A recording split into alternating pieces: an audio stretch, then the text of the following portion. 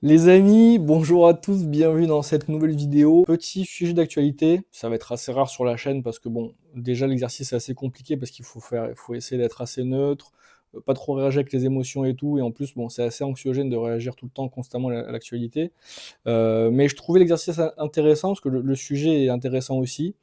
Il est aussi un peu polémique. Voilà, les gens en France sont très émotifs dès que ça touche à ce sujet-là, surtout quand ça lie la France et l'Algérie. Alors, le sujet en soi, il est que sur l'Algérie, mais forcément, dès qu'il y a un truc un peu sur l'Algérie et qu'en plus de ça, c'est un truc qui tape entre guillemets sur une religion de blancs. Bon, il n'y a pas que des blancs qui sont chrétiens, mais voilà. Le christianisme en France, bon, bah, c'est plutôt une religion de blancs, et l'islam en France, c'est plutôt un truc d'arabe. Voilà, enfin, c'est une religion d'arabe. Donc, forcément, France-Algérie, tout ça, on connaît le match, le derby, tout ça, émotion, tout ça. Moi, je suis là, les gars, pour calmer tout ça, pour vous expliquer la vérité vraie, quelque part, sortie de mon cerveau de grand philosophe. Je vais vous le dire cash. Selon moi, la décision qu'a pris l'Algérie, du coup, de fermer 47 églises protestantes et donc de mettre un peu sur le carreau et de rendre un peu la pratique de la foi de ces chrétiens-là un peu clandestine, selon moi, est complètement justifiée, elle est complètement normale. Ça ne me choque pas du tout. Je suis pas là pour dire que c'est bien ou c'est mal. Je suis juste là pour vous expliquer, écoutez bien mes mots, avant de réagir un petit peu encore une fois avec l'émotion.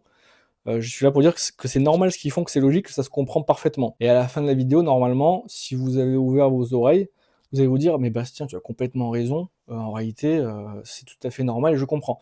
Le parallèle, forcément, entre ce qui se passe là actuellement en Algérie et la France, il est tentant, il est compréhensible. Je pense que c'est un peu maladroit de le faire, mais forcément, voilà, étant donné que, comme je l'ai dit, c'est une religion de blanc et qu'il y a des Algériens aussi en France et qu'en France, on a quand même une liberté de culte plus importante, bah forcément, il y a des gens qui vont dire: ouais, mais voilà, mais nous en France, les Algériens ils font ce qu'ils veulent, ils pratiquent leur religion, et les chrétiens en Algérie ils sont persécutés, voilà.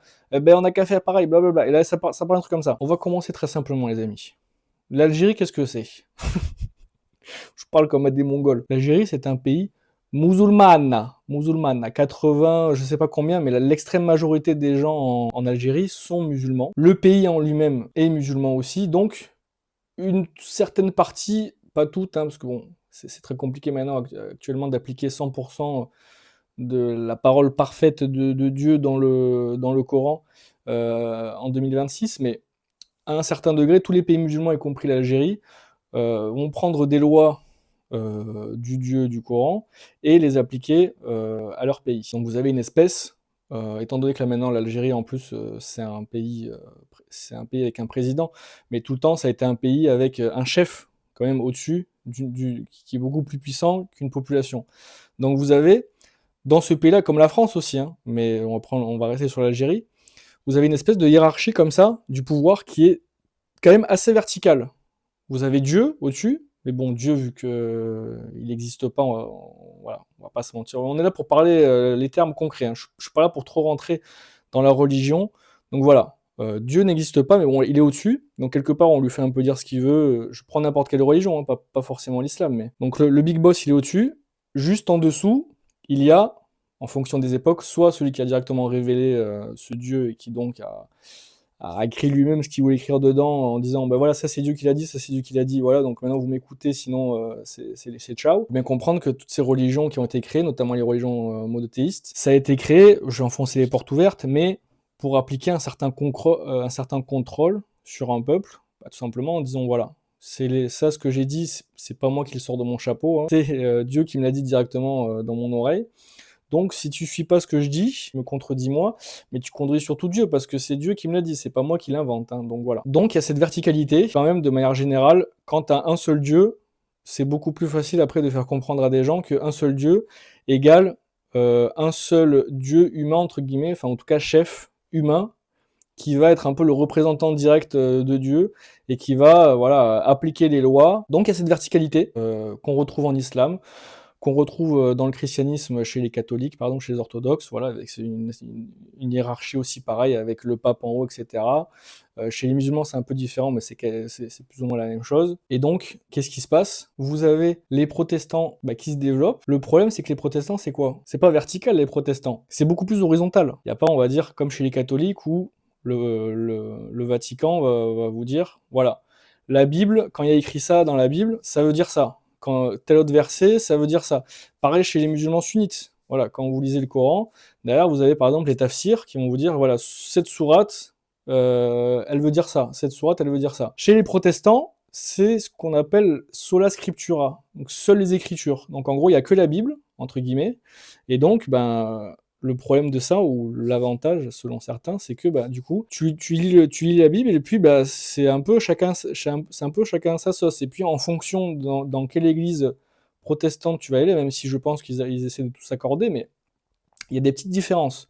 C'est d'ailleurs pour ça que notamment aux États-Unis, le protestantisme est un peu la racine de beaucoup de sectes. Les religions, à un certain moment de leur existence, ont été des sectes. Donc pour moi, appeler que ces sectes des sectes et pas les religions comme le christianisme ou l'islam ou quoi, ou le judaïsme, c'est un peu, selon moi, maladroit. Mais ça, c'est un autre débat. En tout cas, ça a été la racine de beaucoup de sectes parce que du coup, forcément, bah, n'importe qui peut arriver et dire ah mais en fait ça veut plutôt dire ça en fait. Donc maintenant, il faut me suivre moi parce que c'est moi qui ai la vraie bonne version de la bif. En tout cas, c'est moi qui la comprends le mieux. Et donc, vous l'aurez compris, bah, le problème, c'est que en Algérie, ça passe pas parce que forcément, du coup, vous avez plus une hiérarchie qui est beaucoup plus horizontale. Il n'y a pas un chef comme ça chez les protestants. Et donc, ben, ça peut amener à de grosses perturbations. Alors déjà, ça peut amener des perturbations, quelle que soit la branche chrétienne, parce que forcément, vous avez un pays qui est majoritairement musulman et qui applique des lois de l'islam.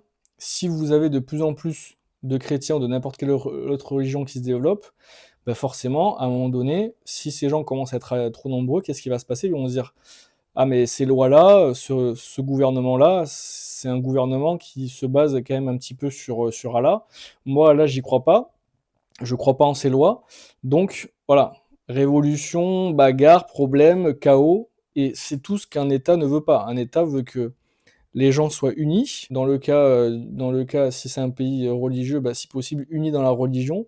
Comme ça règle beaucoup de problèmes, on va dire, de conflits, et puis, comme on l'a vu tout à l'heure, le contrôle, les lois, tout ça. Unis aussi dans la manière de penser, dans les normes, ce qui est bien, ce qui est mal. Si les gens sont pas trop d'accord sur ça, ça part en cacahuète, s'il y a de trop grosses différences. Le problème aussi, c'est que le protestantisme, notamment les évangéliques et tout, sont quand même assez prosélytes. La très grande majorité des chrétiens dans ces églises-là, en réalité, c'était des musulmans avant. Donc en fait, c'est des gens qui ont été convertis. La liberté de culte en Algérie, c'est un peu compliqué, même si les catholiques sont un peu, ou les juifs ou quoi, peut-être ça va un peu mieux, mais globalement, l'Algérie, c'est pas le pays où la liberté de culte est la mieux. Ben, vous avez je crois que c'est depuis 2006, clairement, il est interdit d'ébranler la foi d'un musulman, donc en gros d'essayer de convertir un musulman à une autre religion. Dans la tête de ces gens, il y a plus autant de verticalité, déjà parce que pour eux, il y a juste Dieu, mais du coup Dieu il est pas là, il est pas avec nous, hein, il est pas sur terre.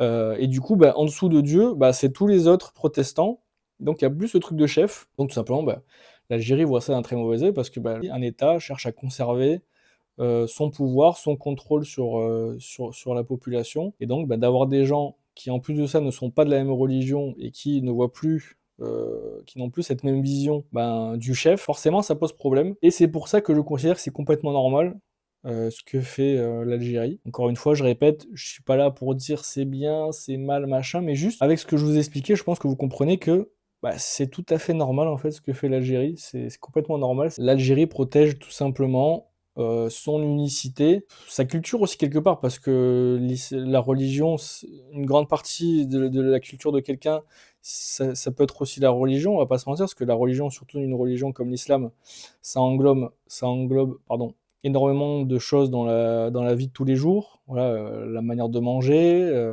voilà, il y a 5 prières et tout, le ramadan qui dure un mois par an, ce qu'il faut faire, ce qu'il faut pas faire, certaines lois et tout. Donc en fait, la religion, et plus particulièrement la religion musulmane, prend énormément aussi le pas sur la politique, la vie de tous les jours, enfin tout en fait, le social, tout ça globalement. Donc en fait, si les gens ne sont plus musulmans ou le sont de moins en moins dans un pays comme l'Algérie, bah, l'État lui-même s'effondre un petit peu parce que l'État est basé sur cette même religion. Je vous fais des bisous. Ciao.